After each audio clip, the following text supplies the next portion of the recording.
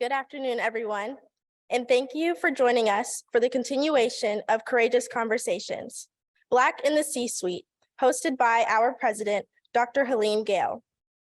My name is Mallory Butts. I am a sophomore honors chemistry and chemical engineering dual degree major here at Spelman College. I am also actively engaged in the Ethel Waddell Githy Honors Program, Granddaughters Club, Chemistry Club, Society of Women Engineers, National Society of Black Engineers, and the Women in STEM Bridge Accelerator.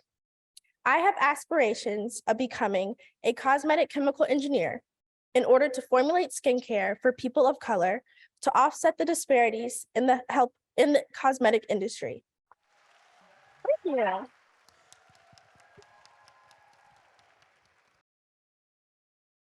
I have the distinct honor and pleasure of welcoming you all to today's Courageous Conversation, a unique opportunity to engage with and learn from Black women in leadership to ensure their stories are highlighted. I am particularly excited about today's program, which focuses on representation in the cosmetic and beauty industry. I am grateful to Dr. Gayle for giving us the opportunity to hear these life-changing stories of success and lessons learned. Dr. Gayle is a renowned public health and nonprofit leader and physician with deep experience in STEM, economic development, humanitarianism, health equity, and we are fortunate to have her as our leader here at Spelman. Additionally, I would like to welcome our incredible guest today, actress and producer and CEO and founder of Pattern Beauty, Tracee Ellis Ross. Ms. Ross is best known for her role in ABC's award-winning comedy series, Blackish and Girlfriends, for her role as Rainbow Johnson in Blackish as a comedic leading actress. She is also the CEO and founder of Pattern Beauty, an award-winning hair care brand, which we will learn more about today. On behalf of Spelman students, I would like to welcome you, and I look forward to hearing your words of wisdom. Now, without further ado, please join me in a virtual and in-person applause to welcome Spelman College President, Dr. Helene Gayle and Tracee Ellis Ross.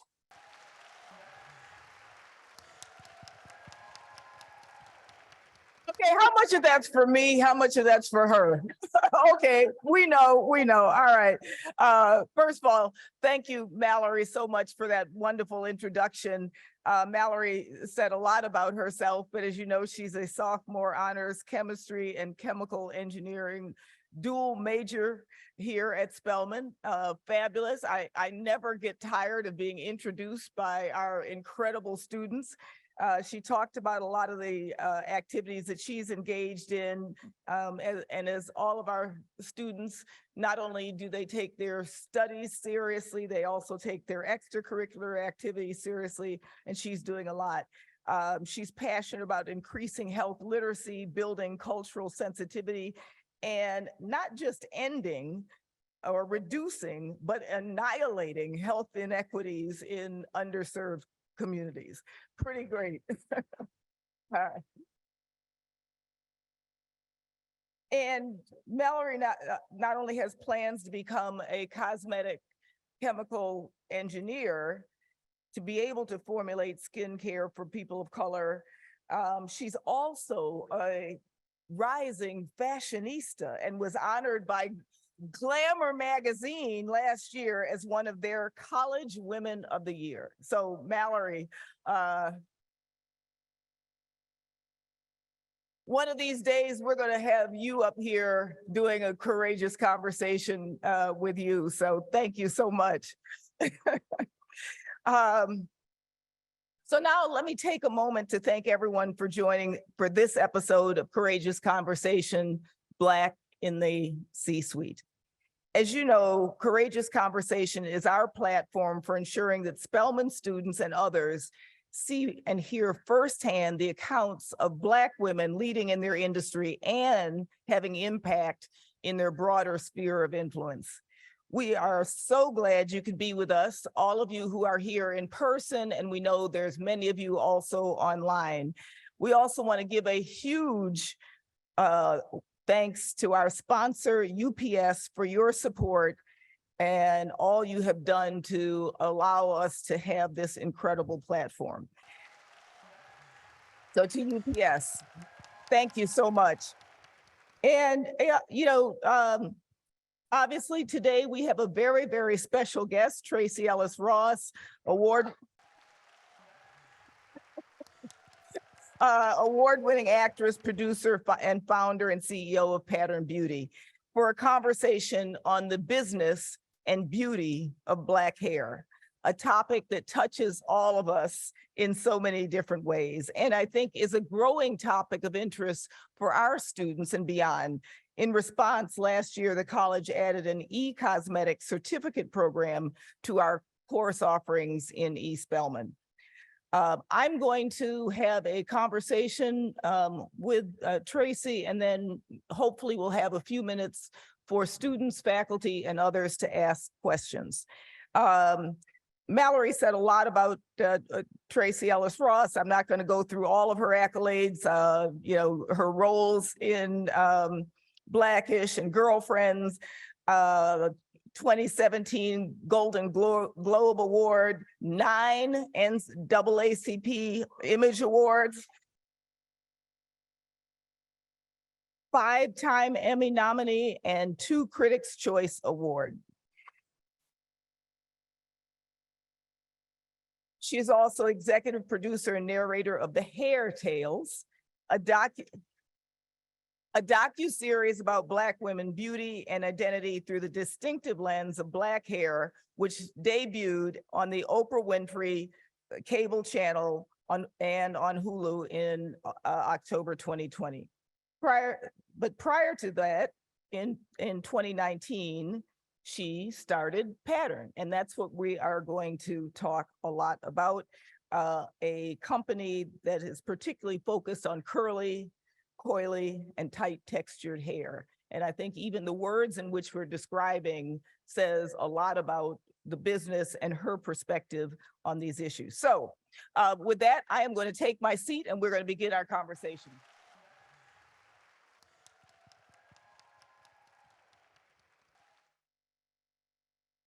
So, hi. I'm very excited to be here. it is wonderful to have you. And as you can tell, there's a lot of excitement having you here. And I don't know that we've had quite this much enthusiasm and exuberance about anybody that we've had. So thank you so much. That's an honor. I'm very excited to be here. I have actually never been to this campus. And so I know it's a crime.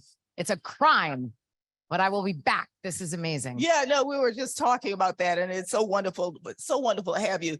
So we have about 50 minutes to have a conversation. I will try and speak briefly. And get some Q&A in. But as I was starting to think about this, it dawned on me that hair care and Black hair care is really part of why I'm here today.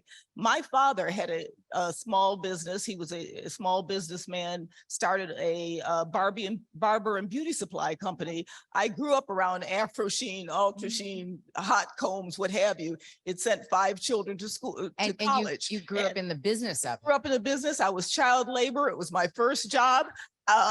But it was really the hub for our family and for the Black community. And so, I have a deep appreciation for the role of hair care and hair care products. It's what sent me to college. I mean, it's interesting because you had the distinct advantage or opportunity to be in the business of it. Exactly. So many of us just experience it as a way of hair care is self-care, is a way of loving ourselves, but also in how we present ourselves to the world. And so it's been really interesting for me, the transition into the business and the industry of beauty and how to translate my own personal experience into the business of beauty. And it is, especially for Black women, the hair care industry and the business of hair care is one of the ways that we have become entrepreneurs. Exactly. And actually found our own wealth and agency in a world that hasn't really relegated a lot of space for us. It's been a way that we've been able to find space and create space for our whole identity. Yeah, for important area. So just, you started talking about it, but say a bit about what was your inspiration? Clearly there's a lot of different areas you could have gone in. You're multi-talented. What made you think about developing this company and really focusing on this issue of Black beauty? Many things. My own personal journey. I think you could chronicle my journey of self. My cousin's here, guys. Sorry, I'm looking at her beautiful face. I'm very happy. Hello, hello. Also have beautiful hair. Beauty. Yeah. Okay. I'm not going to say anymore because I don't want. She's like, please stop. So I could chronicle my journey of self-acceptance through my journey with my hair. And I think so many of us could. And I went through all the different phases as a child, just sort of loving my hair as it was and not knowing that it had any sort of impact on how the world was going to see me, judge me, limit me, or have ideas about who I was as a person. And then as I got into my teenage years, I started to not see my natural hair reflected back to me in the world. I wasn't seeing that in what was considered beautiful, acceptable, desirable, all of those things. I grew up in the age of bouncing and behaving, easy breezy, beautiful hair. And my hair was not easy and breezy, and my hair was not bouncing and behaving. It was a lot of things that are gorgeous and glorious, but it wasn't those things.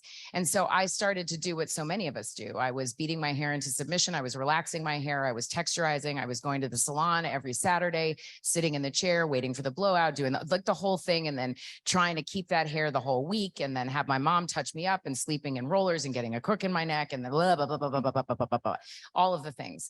And then as I got older, I started to embrace my natural hair. At the time, there was no sort of natural hair movement going on. And so I didn't do a big chop. I didn't like say, I'm going natural. I just started growing my relaxer out. And during those years, I really spent so much time trying to understand my hair, find the right products, find the right stuff. And I didn't know where to look. And there was no one mirroring that back to me. Most of my family members wore their hair pretty natural. I mean, my grandma, we were all, we had to line up at my grandma's fancy bathroom downstairs and get mayonnaise conditioner, mayonnaise put in our hair and lay on the sink and get all that, so all that was happening nonetheless. So I spent all these years trying to figure out my hair for the way it grew out of my head. And I always was saying to myself, my God, why are there no products? Like, why are there no images? Why is this not being mirrored back? And I started collecting notes, and I thought, one day, wouldn't it be cool if I had like a line of products that was just beautiful? I didn't even think they would be mine. Just like a line of products that not only look beautiful on the counter, but also worked for my hair. And when I did Girlfriends, I went to buy products, and a guy said to me in the salon slash store, girl, you have no idea the amount of people that rip out pictures of you and say, I want your hair. And I tell them, you know what you need to do is sew it in. And I'm like, wait, that's not true. That's not true. Right. They just need the right products. And he said, well, if you had a line of products, you would be a millionaire. And that was the first thought I had of really a line of products. Now, I didn't grow up in a family of entrepreneurs. I didn't know how you take a dream, how you take an idea and bring it into now. I had no idea how to do that. I didn't know how to make goop, like none of those things. But the initial mission of the brand and the reason, and it was 10 years in the making, from the first time that I wrote my hair care brand pitch to 2019 was 11 years. And I went through so many no's, it's unbelievable. And so many different kinds of no's. Why you're not a hair care specialist, you're not a stylist. What do we need another product on the shelf? There's so many products on the shelf. And I tried to explain to people that most of us who wear our hair natural have become our own best experts in our own bathrooms because the industry has not supported us. So we've become experts at cocktailing. I know this is a long answer. No. Okay.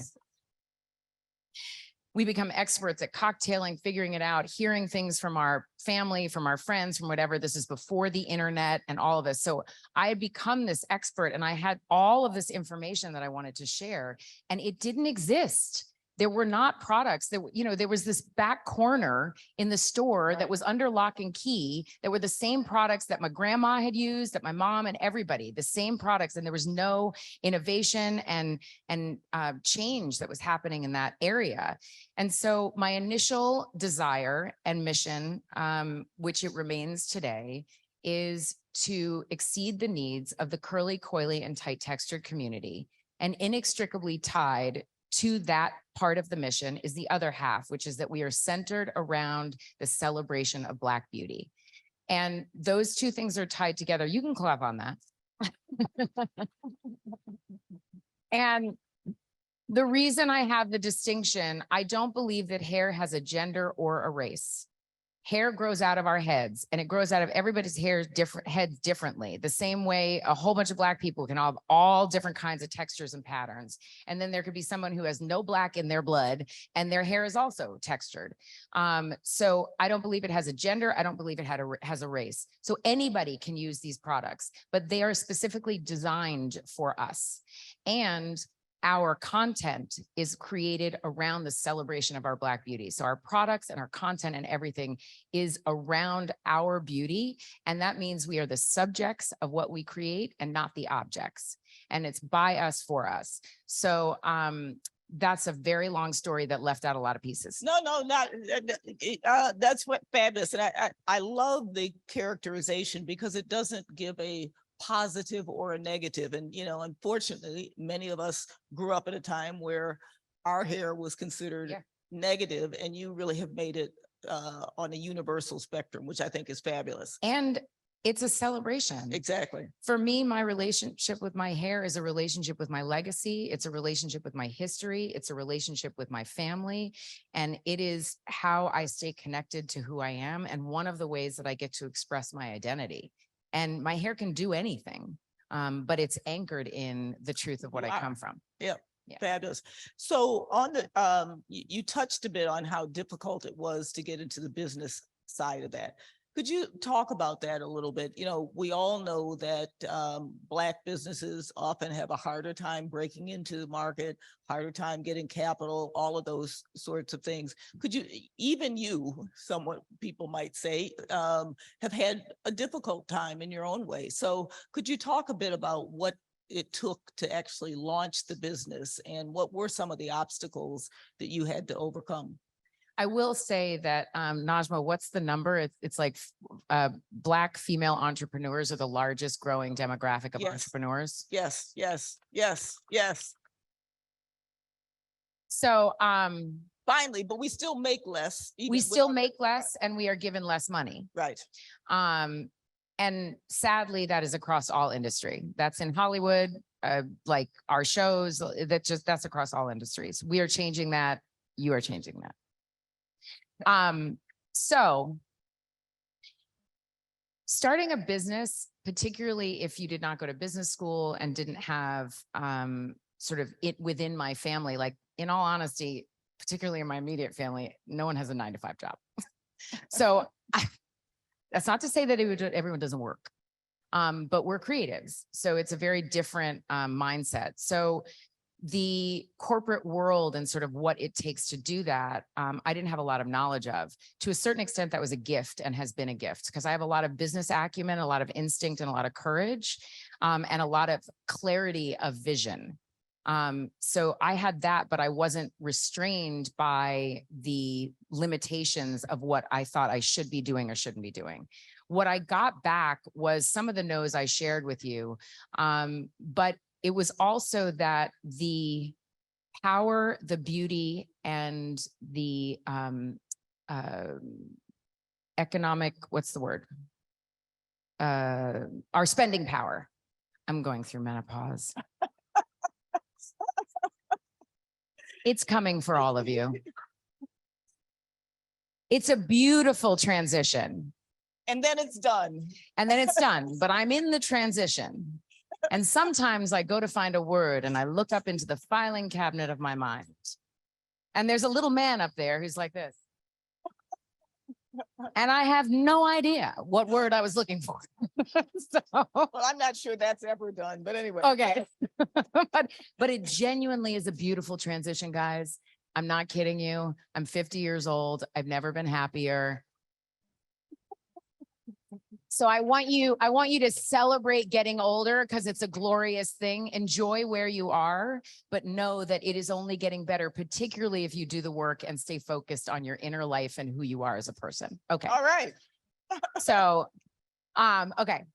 So I didn't have, I don't think that the industry, we know this in all industries, our world has not understood the importance, the beauty, the power, and the spending power, and actually honored the spending power of the Black community.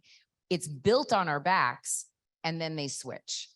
So a lot of it, and a lot of what happens in industry when you're trying to sell any idea is that you spend a lot of emotional cash explaining your worth, your importance, and why your story, your product, your whatever it is important. So there was a lot of that happening.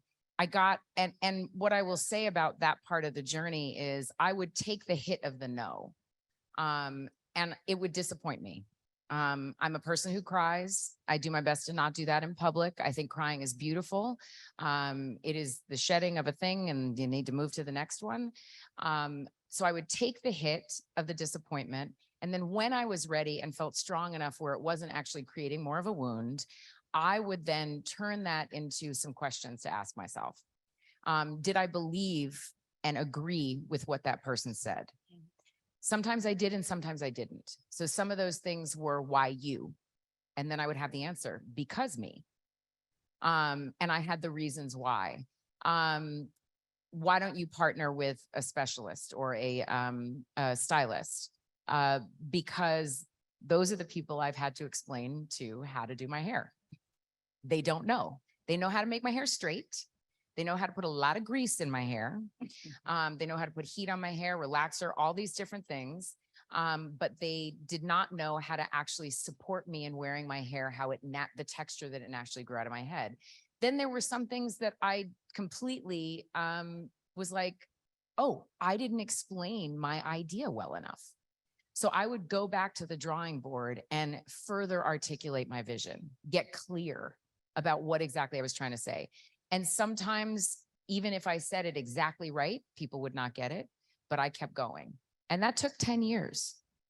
And then what I realized, and I'll give you, this is an interesting story. There was a point when another opportunity came to me that had nothing to do with hair. And the people that support me and my team were like, oh, this is not something you should do. I was like, hold on. How much money could I get? And could it support the thing I actually want to do? And that was my initial reasoning for doing that other thing. But what I ended up getting is learning and getting data to support why I was a valid entrepreneur and that my brand translated to sales. And I actually got data that over here, the brand of me worked in this way, and I could translate it to this hair care thing that I wanted to do. And so I say that was my experience, but there are going to be versions of that for you all. Not saying that you're trying to make a hair care business, but whatever business you're doing, where you take the knowledge of one thing from one area and you're able to figure out how to translate that into use somewhere else. And build on that every time. And that's been a really helpful part of my career in general, is really staying present, maintaining relationships. I always say to people, yesterday's assistant is tomorrow's executive. Yeah. It's all about relationships. So you want to keep those relationships and cultivate those relationships. Some of the other things that I think were some of the pivotal moments for me in the building of the business, when I, chemistry, creating the goop. So the goop is the stuff that you know, the hair, whatever, you know what I mean? You know what I mean? The product. The goop is it's very internal jargon. That's what they say when you're into business. You got to get the goop. So the formulas, a chemist, which is one of the things that I'm so excited about what you guys are doing here, the chemists, the majority of the chemists for hair products are not Black people. Now they're coming up. We got a couple in my team now.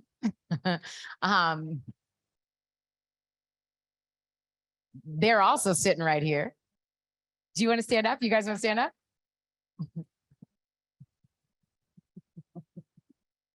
That's our PD. PD is product development. When I first started the business, they would say the PD department. I'm like, the product development. Yes. Yes.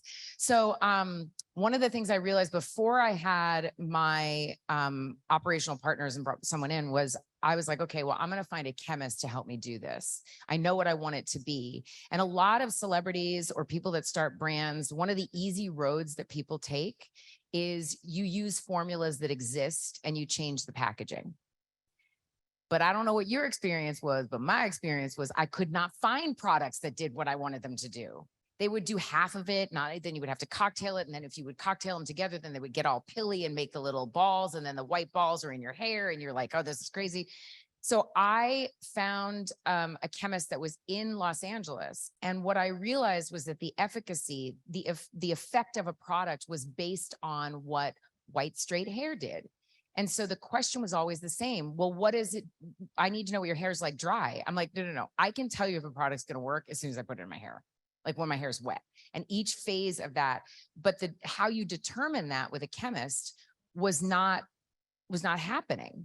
And so I decided to choose a chemist that was in LA near me so I could sit face to face with someone, not talk on a phone, not make emails, sit face to face and actually trying to have conversations that really were trying to explain what I wanted it to do in my hair. I wanted it to penetrate in. I wanted to have slip when the brush or comb goes through. I wanted it to create clumping so that my curls were really good.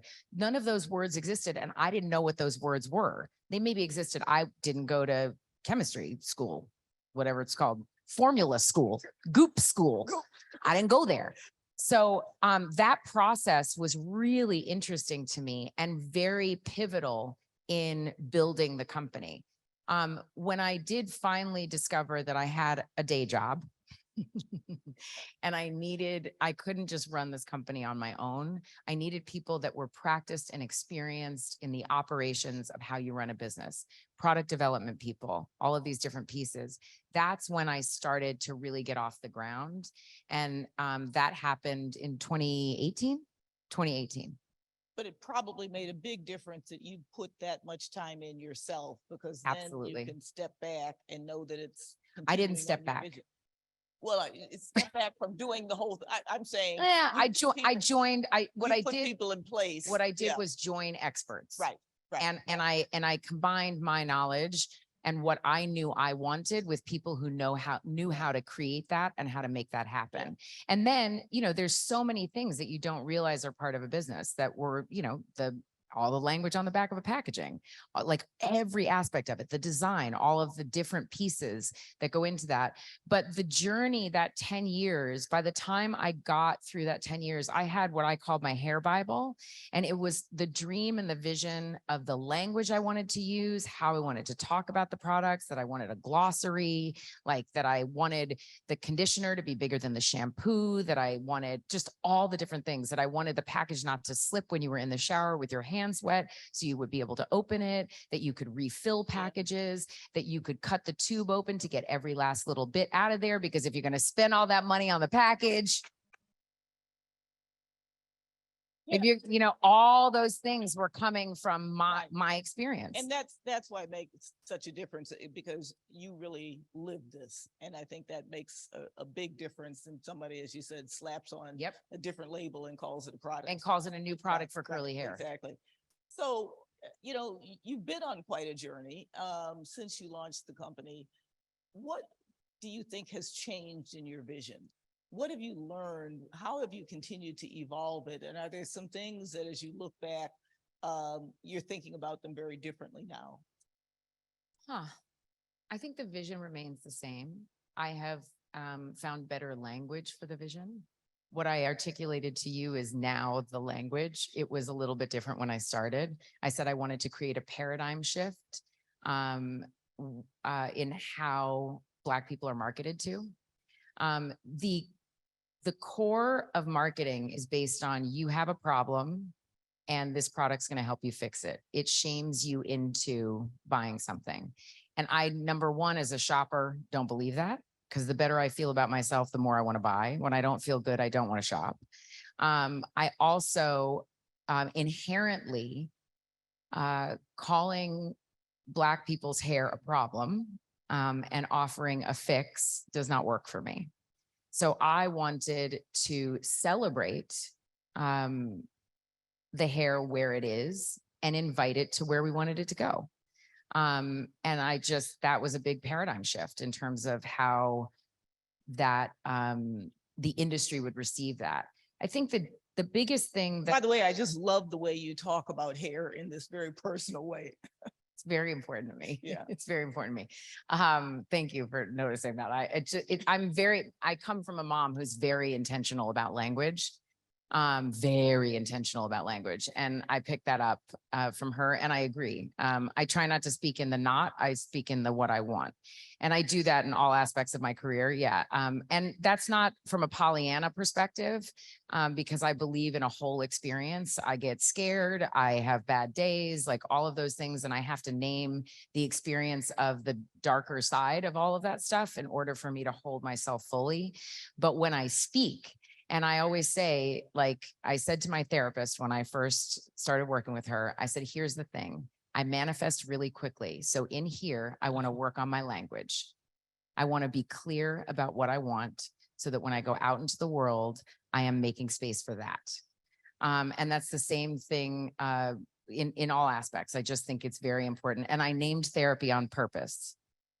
Yes, thank you. Thank you. Thank you. Thank you. Thank you. Support exists in the Thank world you. of all different kinds, and none of us can do this alone. And particularly as Black women in a world that does not always support us and mirror back the beauty and the power of who we are, get the support you need so that you can actually have somewhere to relax and feel the experience of the emotional cash that we have to carry, and then go out into the world and do what you got to do. Thank you for that. Thank you for that. That means a lot. Yeah, it's important. It's not possible to do any of Yeah. this alone. No. Yeah. So I think the vision of the business has remained the same. The team is larger. Some of the things that I'm learning recently, there's a tendency on my part, because I didn't go to business school, because I didn't even know what a C-suite was. When people said a C-suite, I was like, what floor is that in the hotel? Like, I didn't know what that was growing up. I had never heard that expression, a CEO. I was like, oh, and I was like, and what's the C chief? Yeah. I didn't know that before. So, because I didn't have a lot of that knowledge, I have a tendency at times to fall back on other people know better than me. And I have to remind myself often to trust my instincts. I think that is the most important thing you have as a CEO and founder, are your instincts. And knowing, you want to know what's out there. You want to do your research. That is a very important part of any job, is knowing your competition, knowing all that. But I make decisions from in here and from up there. Mhm. Like, that's where my decisions are made. And so I find that if you follow data, then you're following everybody. So if you want to be at the forefront and you want to be a leader, then you have to come from a different place. And so it doesn't mean, it means I take in the information and then I make the final decision. And sometimes that means not everyone agrees, and that's hard. Right. But that's okay. That's okay. And then it's on your back when there's something doesn't work. That's okay too, you know? And I think mistakes and things not working are totally a part of growing. Best teacher. Best thing. Yeah. You got to make space for it. Right. Yeah. So, you've said several times that you hoped not only to have a successful business and, in your business do things differently, but to also influence the broader arena of Black beauty products. How has that gone? And, what is that like? What is that market? What is it like to be part of that? And how have you been able to influence it?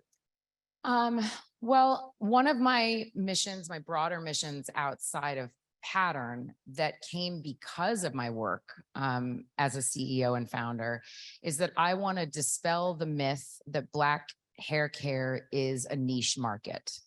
I don't believe that we're a small market. We're mainstream, Right. period. Right. Totally. Because of my work as a CEO and founder of Pattern, I also work with my retail partners. And so I get to sit at the table with people that like run big companies. So like I sit down with the CEO of Ulta Beauty and we have meetings. And so an interesting story. So Ulta was our first retail partner. Mary Dillon at the time was their CEO. She isn't anymore. She has become one of my biggest advocates. And also she's incredible. And she's now the CEO at Foot Locker. She's had very many big CEO jobs, but she saw in me something I didn't know I had and gave me a platform and an opportunity to actually utilize that part of myself. So she asked me to be the DEI advisor for Ulta. She also, yeah, it's very exciting. I've done that for 2 years. And that started because before we even launched at Ulta, there were some issues going on that were public around what was happening with customers. And I was very concerned that I was about to launch a product for Black people in a store, in stores where Black people weren't feeling comfortable and seen. And so I decided to call Mary and just say, what are we doing about this? What does it look like? Before I called Mary, I really worked with people who understand that part of systemic change, who could help teach me the right questions to ask, and the right accountability to look for. And Mary and Ulta from the start, from before our products were in those stores, have been beyond receptive. They are wonderful partners, very willing to do the work to create the change. And, you know, systemic racism and racial profiling and all of those things, that is not a retail problem, that is a societal problem. And it's going to affect all of us. So my experience has been that most people genuinely want to help. They don't know how. Yeah. They want to do something different. They don't know how. And so I decided I'm not an expert in this, but I went to experts and I asked them to help support me in translating that information for accountability and change that could actually make a difference. And I think across the board, I don't know, we're looking at sort of what the result has been. My experience has been people want to change. They don't always know how to. Yeah. No, it's a wonderful example of how you can, from wherever you are, have broader change. And so really applaud you for doing that. And I will say that, you know, this is one of the places where I'm a celebrity. Right. You know what I mean? So like, they're going to take my call. Not every CEO that's on the shelf at Ulta is going to be able to get that call taken. I'm very aware of that. And I hold that responsibility very, oh, the man looked at me again. Yeah. What do I hold? Anyway, you know what I mean? Yeah. It's important to me. How about Sacred that? or Yeah, something. Yeah, that's right. yeah. It's sacred. That's right, little man. So my feeling is if I'm going to be in the room, then it's not just going to be for my benefit. I'm going to do whatever I can to bring us all in there together. And sometimes it's about making your own table. Sometimes it's about getting around that table and moving all the chairs, you know? And so you get to find the balance for yourself, what you feel capable of in those moments. It happens small and big. Mm-hmm. No, it's wonderful. And not every celebrity uses their celebrity status in that way to try to create broad change. And I had Many do though. Many do, and more can, but it's really. I agree, more can. More can, but it's great. But I will say, sometimes it's scary. Yeah, yeah. And you have to have, as you did, you know, the sense that people if given the information, given the opportunity, actually can change. So you have to believe that. So it's a great I will thing. tell you, sometimes you have the conversations and they don't care. They in Yeah. one ear and out the other. The courage that I've gotten from being a CEO has helped me become a more courageous artist and actor, and to utilize the business part of the Hollywood industry and have those same conversations that I never felt allowed to have. And I didn't feel allowed to have them because I was told I couldn't, many a time. Yeah. And now I'm like, yeah. Right. Can I get the number to the CEO lady? Yeah. Yeah. No, it's great. And I continue to love how you weave all your different worlds together. It's great. Let me just, a couple more questions, and then I think we're going to go to, people can start lining up, and we're going to take as many questions, as many questions as we can. But let me just, a couple more questions, and then we'll turn it over to the microphone, and we won't be able to get it all, but we'll get in as many as we can. So you just launched the pattern blow dryer. Yes. And you talked about wanting to reframe your relationship to heat. What does that mean? Like so many of us, our relationship to heat has been fraught with a lot of burnt hair, ears, and skin. I have had a relationship with heat that is the same as that, but as I've gotten older, and I'm trying to tell this story in a short way. Okay. There's a lot of possibility in how you use heat. And I was able to utilize heat and find and discover so many different styles with myself. And I really wanted our community to not turn away from something that could be a gateway to possibility, and just different shapes, stretched hair. Today, it's a little heat. You still got some volume. I'm not bone straight, but look at me. And you can do it without damaging your hair, and you can find, I'm not being articulate because I see all these young ladies. Yeah. But the blow dryer is amazing and is designed and developed for us. There are 4 attachments. The brush attachment is like your shower brush, your rubber brush attached to the blow dryer, and you can get through your hair and detangle it and stretch it out and then braid it up. You can use the white tooth comb on the blow dryer, and the attachments aren't going to fall off. They're actually locked in so they don't fall off and hit you in the head. You know what I mean? All right. All right. I didn't answer that really well, but I see all this. That's a great relationship, redefining that Yes. relationship. To Redefine. so, Thank you. You're yes, helping yes, that. Yes. All right. Just before we go on. Before we go on, there will be a discount code for all of you.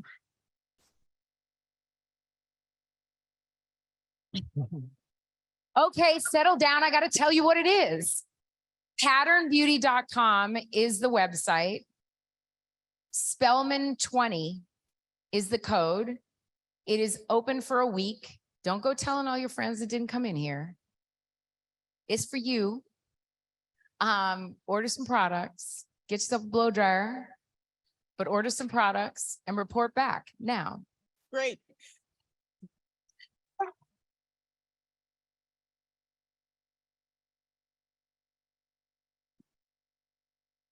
I'm gonna get to you all in just a second. one more But question. huh? You have another question. I just wanted to ask you, and you talked about your product development team here. What's new on the horizon? What's new on the horizon?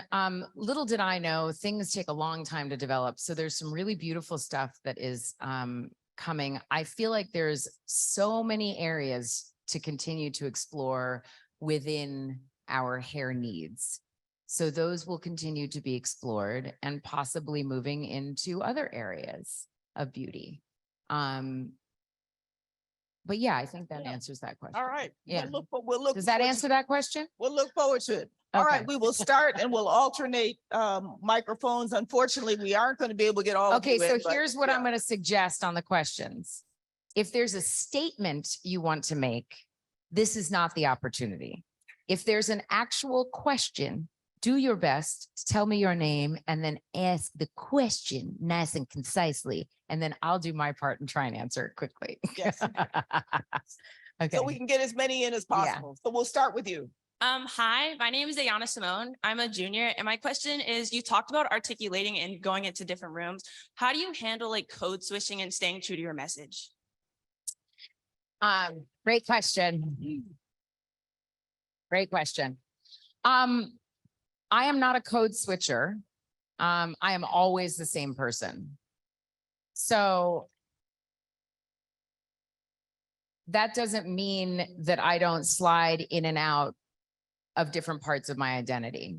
But I am the same in both places, and in all spaces. But I do think it's something that we all need to find grace with. And I think that the way to navigate that is about learning how to be the most effective for what you want. I did not say appropriate, because that's somebody else's standard. It is effective for what you are looking to get. So if you are making a choice to switch so that somebody can understand you better, so you can get what you need, then that is something you do. But not at the expense of your soul. And to the best of your ability, you want to keep yourself safe. Yeah. So I think safety first, and we all know that we live in a world that is not always safe. So let yourself use your ability for your good. Yeah, okay. That feel like a fair answer? Thank you. I mean, that's first of all, everything I say is my opinion. Take what you like and leave the rest. Hello, my name is Dr. Michelle Gaines, and I am in the chemistry and biochemistry department here I'm at so Spelman. excited. Oh, you got some fans. I have some fans because the research that we're doing in our lab is to study the nuances of our curly, kinky, coily hair. Yeah. So we can better understand it as a natural material from it as it is before we add product to it. This is amazing. So my question for you is, as you were developing your products, were you looking at them from the natural sense, like doing something to it and adding goop to it? Or was it, here it is, and then this is what happens when I add the goop to it? Does that make sense? You mean here's my hair and this is Yeah. what happens when I add the goop to it? Yes. I was looking at it for what I wanted the hair to be able to do. Mhm. And I had used so many products that actually took the beauty of my hair and changed it, made it coarser, sticky, couldn't get a comb or a brush through it. And then there were products where my hair just was great. So, and that's why there's variations of conditioners, because everybody wants something different from their hair, but it was based on hydrating, moisturizing, and treating the hair well. Yeah, but I bet you could teach me how to express that appropriately. I'll bet I could also learn from your chemist as well. But thank you for coming. Thank you for being what you are being. Hi, my name is Aisha Yusuf, first year biology major on the pre-med Hi. track. I wanted to say thank you for sharing your journey as an entrepreneur. I'm an entrepreneur myself. I create books, write books, and this right here is the Melanin Guide. It's about self-care and self-love, and I have 2-in-1 questions. So the first question is, can you share like some advice for people who want to, well, especially Black women who want to start their entrepreneurial path? And also if I could gift you my book. You can absolutely give me your book, and thank you for creating that. I don't know, it feels like you could give me a couple tips. I think it's a lot of what I said, but I think it's making space for, first, it's being clear what your vision is, and trying to, hold on. The clarity of language around your vision and what you actually want to give to the world is really important. And then making space for those no's that exist and finding how to use those to your advantage. and knowing that a no or anyone else's idea of you cannot limit your own dreams. The other thing I will say is, people don't often talk about, I always hear people say, dream big. I've heard that my whole life. Dream big. I'm like, yes, I'm going to dream as big as I can. You have to be able to hold that dream. You're going to have to do the work to bring that dream up into the atmosphere and then to keep it up there. And you're going to find a team and they're going to be a part of that. But you've got to hold the dream. It's a lot of work. Social media makes you think all this stuff happens really quickly. It does not.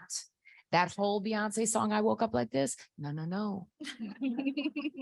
Maybe at your age, not at this age. But it's like it takes work. So be willing to do that and don't let that work make you think you're doing something wrong.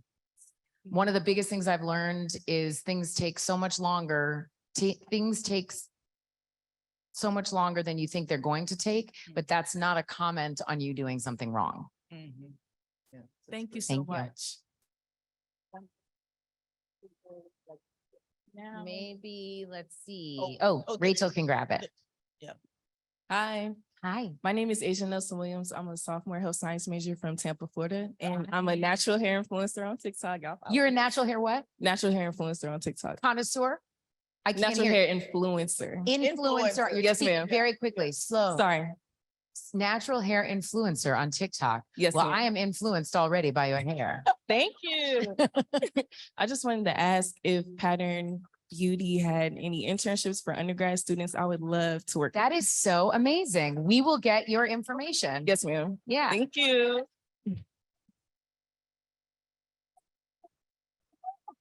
Where'd you go? Don't go too far. Can you go right over there?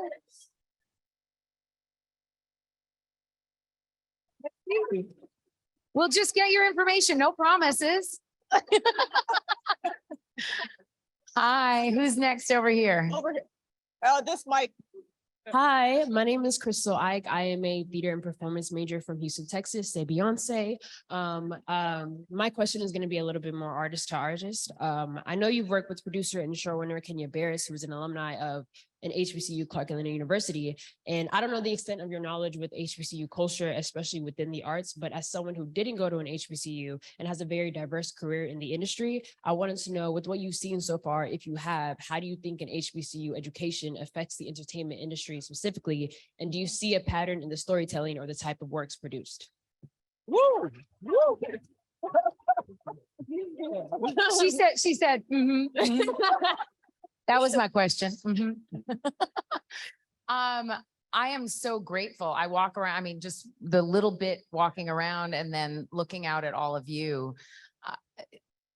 This is the balance we need, and I talk about in industry, the pipeline needs work.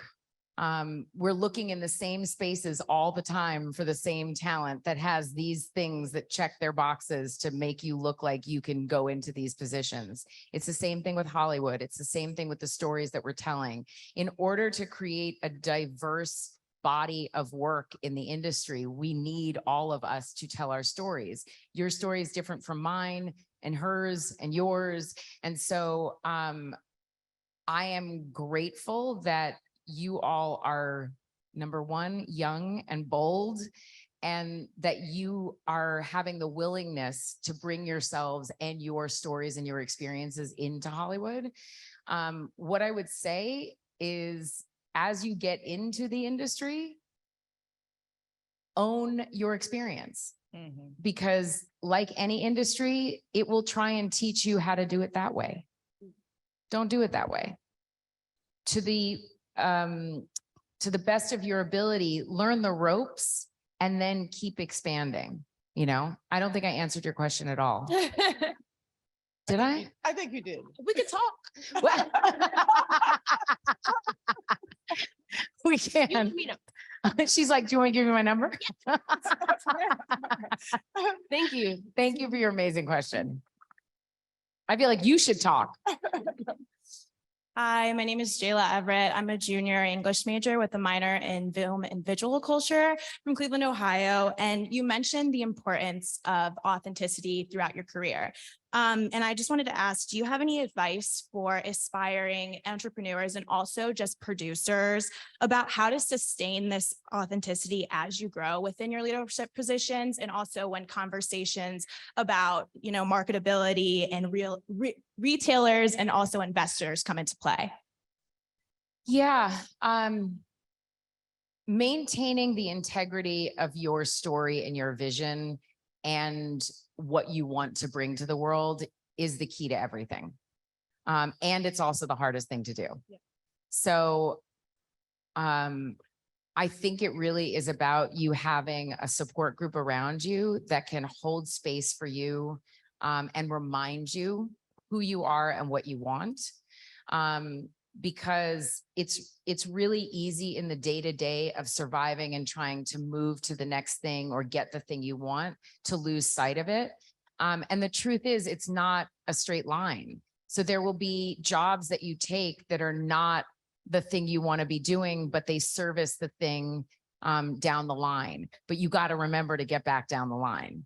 And I do it all the time. I have to make a choice and it's hard. Sometimes I take a job or I do a thing and I'm like, oh, but it creates the marketability that helps to fuel the artistic role that I want to do. There's like that balance that goes back and forth. And I think whether you're an entrepreneur, an artist, a producer, there's going to be a balance. The other thing about the arts, which is a little bit different than when you're a CEO and founder, is it's collaborative work. Television and film a little bit different, but it's collaborative work. You write your script and then actors come in and they have different ideas. And then another producer comes in and then the network or the studio, they have their ideas. And then so trying to find that dance that you want so that in the end, it's a product that you can be proud of, means you have to know where your bottom line is. And the bottom line always comes from your own integrity and your own authenticity. And so I think that actually goes back to the question that was asked before around Kenya and sort of bringing in different stories into a world that doesn't always see our stories, is how can you maintain that sense of integrity within yourself? Thank you. Thank you. I think we will probably have time for maybe 2 quick questions. So we'll go here and they've got to be quick. Okay. 1 and then 2. And then unfortunately our time is run out and most of you have to go back to school. I and see some of them class. are running out to class. Yes. Which is good. Hi, my name is Layla Mohammed Berry. I'm a psychology major with a concentration in mental health from Newark, New Jersey. So my question is, as Black women, our hair is so closely tied to our mental and emotional health. So on your journey to creating hair products that support Black women in their own hair care journeys, did you find changes in yourself mentally and emotionally? Did I find Changes within yourself mentally and emotionally? I have just been more emboldened. I remember, like, for example, when Solange Knowles came on the scene and I was like, yes, because my generation did not have the same freedom with our hair. And so there just been sort of changes as I've moved along. I think that the simple answer is I am more emboldened. Yeah. Thank to you. be myself. Thank you. Thank you. Hi, I'm Anise Puckett, sophomore econ major from Chicago, and this is my Spelman sister. Hi, my Spelman sisters. My name is Princess Dandu. I'm also an econ major, management org minor. Amazing. And we had a question basically about, we put it together because we don't have time, but how do you see Black ownership, especially in the Black beauty space? You talked about not being a niche market, making it an overall great market, and with the acquisitions and what's been going on recently, how do you see that ownership growing and staying, especially, we talked about funding earlier. So just basically, what do you see as the market outlook, as well as Black women ownership in the Black women beauty space? Well, Tying to that, I'm sorry, Yeah, tying to that, because I know a lot of Black owned businesses were emerging. And so what would your advice, as well as this, what would your advice be to those Black businesses and Black entrepreneurs that want to emerge in a space where M&As are just so prevalent? I think that in general, Black women historically do not have a stake in what we make.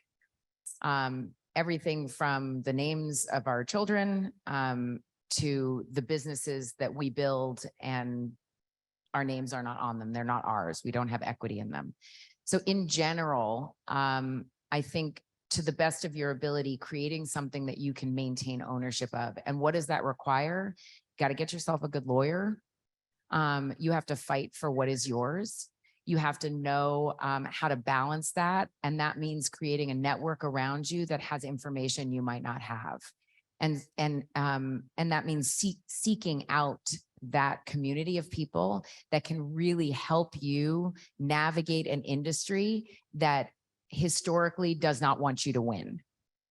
And I think those people do exist that can help you, but you've got to find them. And in general, since that's my simple answer. Yeah. Okay. In general, I just want to say thank you. Thank you.